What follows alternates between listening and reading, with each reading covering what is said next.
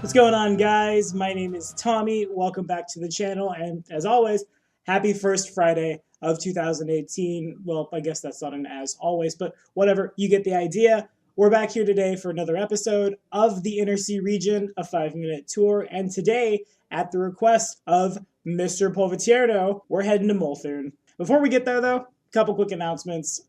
First off, as of yesterday for me, Tuesday for everybody watching this the day it is released, I had the pleasure of GMing a level 21 shot over at the Inn of Planar Crossroads. Maybe a bit of a spoiler here, but I did have them fight the one, the only, the infamous Tree Raiser, who you can learn more about in my Kyanin video right up here. The video is currently up on IOPC's Twitch channel. It should be up sometime in the next week over on the Inn of Planar Crossroads YouTube page.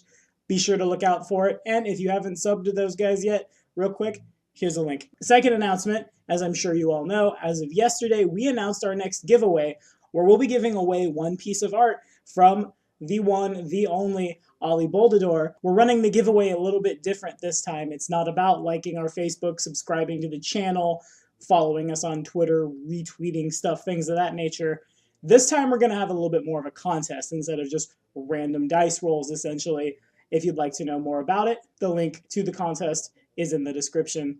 And as always, the content you see on this channel is brought to you in part by our patrons. This time, however, we're going to shake it up a little bit one more time, and I'm going to say that this episode of the Inner Sea Region, a 5-minute tour, was brought to you by my buddy Kane Smale over from the Interplanar Crossroads for his super awesome, out-of-nowhere, post-game 3 o'clock in the morning gift of The Legend of Grimrock, as well as the Banner Saga.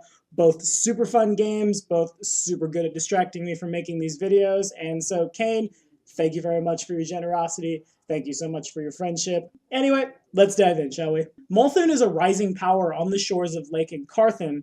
It desperately wants to be an empire whose power rivals those of the great nations of the Inner Sea. Think Taldor, Cheliax, Qadira, and through Qadira, the Padishah Empire of Kalesh. All the big boys in the world? Yeah, Molthune wants to be one of them. Present day, though, it's a nation whose ambition outstrips its abilities, but with new incentives encouraging immigration and enlistment in the army, it's probably not going to be the case for long. Molthune is governed by a military oligarchy ruled over by the imperial governor, currently a man named Marquin Teldas, who has, ever since the country achieved independence, been selected from the Molthune Imperial Army. Below this guy are 9 general lords who each tend to certain areas of the country. These guys are in charge of deciding who the new imperial governor is, which normally happens when the imperial governor dies, as this is a position held for life. The absolute rule of the military in Molthune might not be popular with everybody, but despite what the critics say, each general lord is an absolutely efficient statesman, and they're far better suited to running hostilities with neighboring nations, namely Nirmathis, and managing territorial ambitions than a random civilian would be. Molthune was first incorporated into part of the Empire of Cheliax way back in 4305 AR, by King Haliod III during the Wars of Expansion. The history of Molthune as a free nation, like pretty much every nation in southern Avestan, does in fact begin with the death of Eridan and Cheliax's decline to diabolism. Before Molthune achieved independence in 4632, it was merely just a distant border province of the Chelish Empire. When the various lords within Cheliax fell into infighting, Molthune under Governor Kellon was quick to take advantage of it. They declared themselves an independent nation, later going on to inspire Andoran and Galt to follow in that example. Shortly after they seceded from Cheliax, Molthune fractured further as rebellious folk who dwelled in and around the Fangwood in northern Molthune had long chafed under the rule of the Chelish. They were really happy when Molthune turned its back on its Chelish oppressors, but within a few short years they realized that it hadn't changed anything except for where their tax money was sent. So in 4648, the people of northern Molthune began their rebellion, which started a conflict called the Freedom War, and within 7 short years, the rebels had won, and the nation of Nirmathis was founded.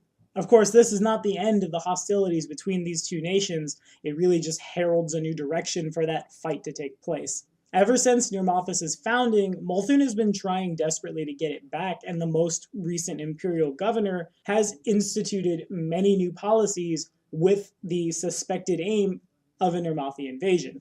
Any laborer that serves 5 years in Molthune's armies can become an imperial citizen. The ruling class is not really happy with what's going on here, but it's seen as a necessity by Teldus, who feels that Molthune needs more citizens in order to fully take advantage of the great wealth of natural resources within Molthune. In addition to accepting foreigners into their ranks and giving foreigners Molthune citizenship, things like hobgoblins, centaurs, lycanthropes, pretty much any monster race one might be able to think of also gets a free ride into Molthune's military, and if they'll serve 5 years, they become Molthune citizens. And this theme of a nation mobilizing for war against its neighbors definitely is why we draw our players here, if for no other reason than one of my favorite adventure paths, at least from what I've read. Ironfang Invasion does take place in Molthune and near Mothas, and deals directly with these monster races that have been grown into the Molthune armies. This is a great place for your player who maybe wants to play something like an ogre or a centaur or some other monster race that might be a little too powerful for a normal game, or too strange to go hang out in some other regions to be accepted, to be able to walk into town without a whole heck of a lot of tomatoes being thrown at his face, that sort of thing. Molthune's the place to do it. Molthune fits a lot of themes and a lot of places on Earth, but nevertheless growing their army and looking to expand their borders across the horizon. One could compare this to a militarized northern Italy during the Renaissance, or one could even compare Molthune to Prussia. I mean, really, just look at the way that the imperial governor dresses and tell me you don't get a little bit of Otto von Bismarck from that. Maybe I've played a little too much Civ recently, but nevertheless, that's where I'm going with on this one. And that is all I have to say about that. If you guys have ever adventured in Molthune, ever played the Ironfang Invasion, or as always, if you have any requests for what you'd like to see in any of my video series, throw them down in the comments and we'll keep the conversation going. As always, be sure to like and subscribe for more videos. The next episode of the 5-Minute Tour drops next Friday.